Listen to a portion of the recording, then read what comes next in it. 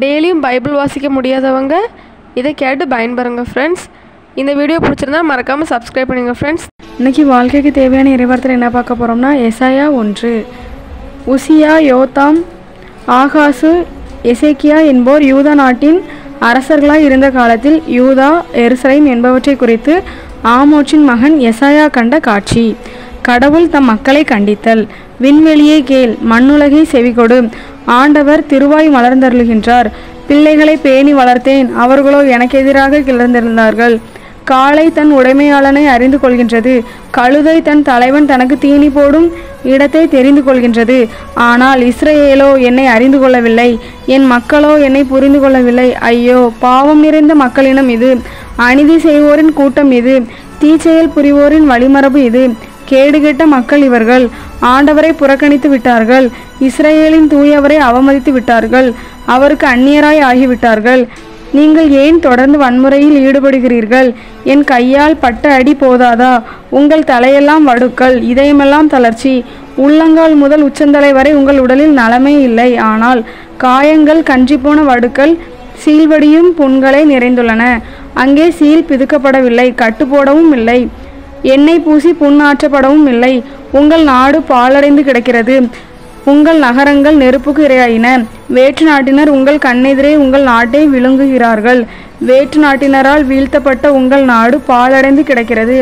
மகள் சீயோன் திராட்சை தோட்டத்துக்கு குடில் போன்றும் வெள்ளரி தோட்டத்துக்கு குடிசை போன்றும் முற்றுகையிடப்பட்ட நகரம் போன்றும் கைவிடப்பட்டால், படைகளின் ஆண்டவர் நம்மில் சிலரையேனும் எஞ்சியிருக்க செய்யாவிடில் சோதோமை போல் நாம் ஆகியிருப்போம், கொமோராவுக்கு ஒத்தவர்களாக இருப்போம்.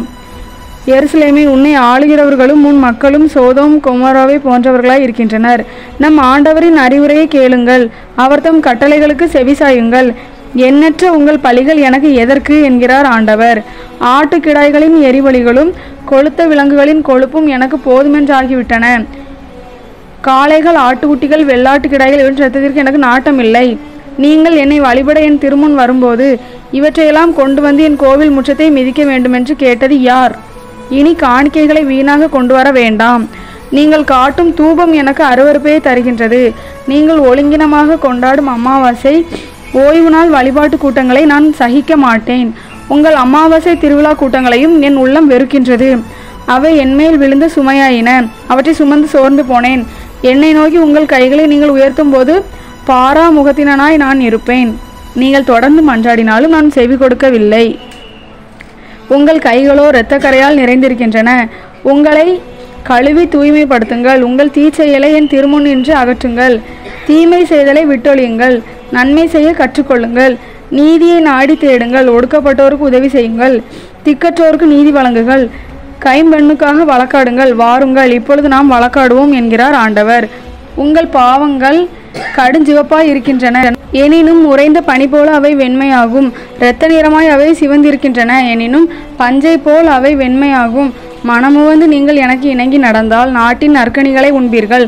மாறாக இணங்க மறுத்து எனக்கு எதிராக கிளர்ந்து எழுந்தால் திண்ணமாய் வாளுக்கு இரையாவீர்கள். ஏனெனில் ஆண்டவர் தாமே இதை கூறினார். உண்மையாய் இருந்த நகரம் எப்படி விலைமகள் போல் ஆயிற்று? முன்பு நகரில் நேர்மை நிறைந்திருந்தது, நீதி குடிகொண்டிருந்தது. இப்பொழுதோ கொலைபாதகர் மலிந்துள்ளனர். உன் வெள்ளி களிம்பேறியது, உன் மதுபானம் நீர்கலப்பாயிற்று. உன் தலைவர்கள் வன்முறையில் ஈடுபடுகின்றனர், திருடருக்கு தோழராய் இருக்கின்றனர். கையூட்டு வாங்குவதற்கு ஒவ்வொருவனும் ஏங்குகிறான். திக்கற்றோருக்கு அவர்கள் நீதி வழங்குவதில்லை. கைம்பெண்ணின் வழக்குகளை தீர்ப்பதில் கவனம் செலுத்துவதில்லை. ஆதலால் படைகளின் ஆண்டவரும் இஸ்ரேலின் வல்லவருமாகிய ஆண்டவர் கூறுவது இதுவே: என் எதிரிகளை பழிவாங்குவேன், என் பகைவர் மேலுள்ள சீற்றத்தை தீர்த்து கொள்வேன். உனக்கு நேராக என் கைகளை நீட்டுவேன். உன்னை நன்றாக புடமிட்டு உன் களிம்பை நீக்குவேன். உன்னிடம் உள்ள உலோக கலவை அனைத்தையும் நீக்குவேன். முன் நாளில் இருந்தது போலவே உன் நீதிபதிகளை திருப்பி கொணர்வேன். தொடக்க காலத்தில் இருந்தது போலவே உன் ஆலோசகர்களை மீட்டு தருவேன். அப்பொழுது எருசலேம் நீதியின் நகர் என பெயர் பெறும், உண்மையின் உறைவிடம் எனவும் அழைக்கப்படும். நீதி சீயோனை மீட்கும், நேர்மை மனமாற்றம் அடைவோரை விடுவிக்கும். ஆனால் வன்முறையாளரும் பாவிகளும் ஒருங்கே அழிந்தொழிவர். ஆண்டவரை புறக்கணித்தவர்கள் அனைவரும் இல்லாதொழிவர். நீங்கள் நாடி வழிபட்ட தேவதார் மரங்களை முன்னிட்டு மானக்கேடு அடைவீர்கள். நீங்கள் தெரிந்து கொண்ட சோலைகளை முன்னிட்டு நாணுவீர்கள். ஏனெனில் நீங்கள் இலையுதிர்ந்த தேவதார் மரத்தை போல் ஆவீர்கள். நீரின்றி வாடிப்போகும் சோலையைப் போலவும் இருப்பீர்கள். வலிமை மிக்கவன் சணற்கூலம் போலாவான். அவனுடைய கைவேலைப்பாடும் தீப்பொறியாகும். அவை இரண்டும் ஒருங்கே எரிந்து போகும். நெருப்பு தணலை அணைப்பார் எவரும் இரார். இது வாழ்வுதரும் கிறிஸ்துவ நற்செய்தி. கிறிஸ்துவே உமக்கு புகழ்.